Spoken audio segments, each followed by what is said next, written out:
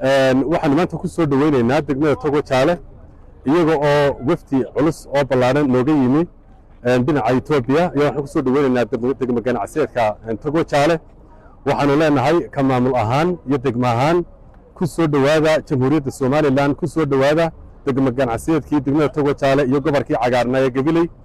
waxa kale oo aan gacmo furan ku soo dhaweynaynaa aan leenahay ku soo dhawaada gacmo furan degmadiinii iyo wadankiinii Jamhuuriyadda Soomaaliland degmada ganacsiyeedka Togo Jaale waxaan ku soo dhaweynaynaa maalgashadaha weyn ganacsadaha weyn Ibrahim Daha oo fadhigiisu yahay magaalada London ee cariga Ingiriiska oo maanta Soomaaliland uga soo tallaabay dhinaca dowladda Itoobiya dowladdaanka Itoobiya ayaan ku soo dhaweynay qaybta Togo Jaale iyo Soomaaliland dhexdooda gudoomiyaha Togo Jaale aad iyo aad baan uga mahad celinaynaa soo dhaweynta qiimaha badan ee waftiga soo dhaweeyay waxa soo dhaweynayo halkan iyaguna ku sugan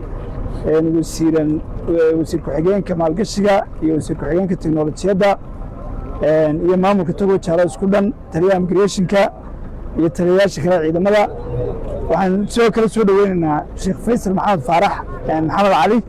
oo si runtii ah nin Soomaaliland ah oo sheekha oo ganacsadaha isaguna la socda aad iyo aad baan ugu faraxsanahay inaan nin ganacsada ah isla markaana mas'uul ka ah ama madaxweyne u ah xarunta saldhigeedu London ay ku taaleen maalgashiga iyo wadaagga ganacsiga ee caalamiga ah inuu maanta soo booqday Jamhuuriyadda Soomaaliland isagoo ka soo galay dhinaca Itoobiya dhowr maalmoodna uu ku sugnaa dalka Itoobiya gaar ahaan dowladdaanka Soomaaliyeed aad iyo aad baan runtii ugu faraxsanahay anigoo la socda oo muraafiq u ah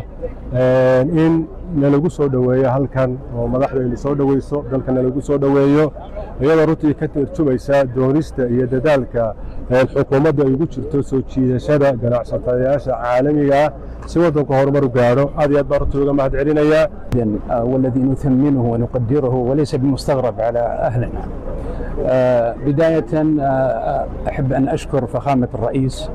جمهورية سوماليلاند فخامة الرئيس عبد الرحمن وكذلك معالي وزير الاستثمار وجميع الوزراء في الحكومة وإن شاء الله نحن بصدد زيارة لاستكشاف الفرص الاستثمارية ورحمة الله وبركاته شرفنا إنه تهاي ما أنت هنا نكسر دوينه maalgashadaha weyn Ibrahim Daha oo ka soo kicitay dalka Ingiriiska oo HWHkooda xafiiskooda ku yaalo oo Soomaaliland doonaya inuu maalgashado dhinacyo badan inuu ka maalgashado khayraad Ilaahay ku manaystay sharafta qaranka iyo wasaaradda u tahay iyo maamulka soo dhaweeyada Togo Jaale iyo gobolka Gabileyda farxad mar labaad mar saddexaad waa soo dhaweynaynaa waxay tani daba socotaa xukuumadda waxqabadkeeda wada jir siyaasadeeda madaxweynaha uu ku hogaaminayaa waa maalgashiga dalka in dalka la maalgashado cid kasta waa ugu baaqaynaa cid kasta waa soo dhaweynaynaa cid kasta waxa ay dalka gashanayso waa ku soo dhaweyn gobolkani oo gobolkii khayraadka Ibrahim ku soo dhawow oo gobolkii cagaaraa وقبلنا ugu khayraadka badan Soomaaliland nasiibaad u yeelatay maanta inaad ku soo horeyso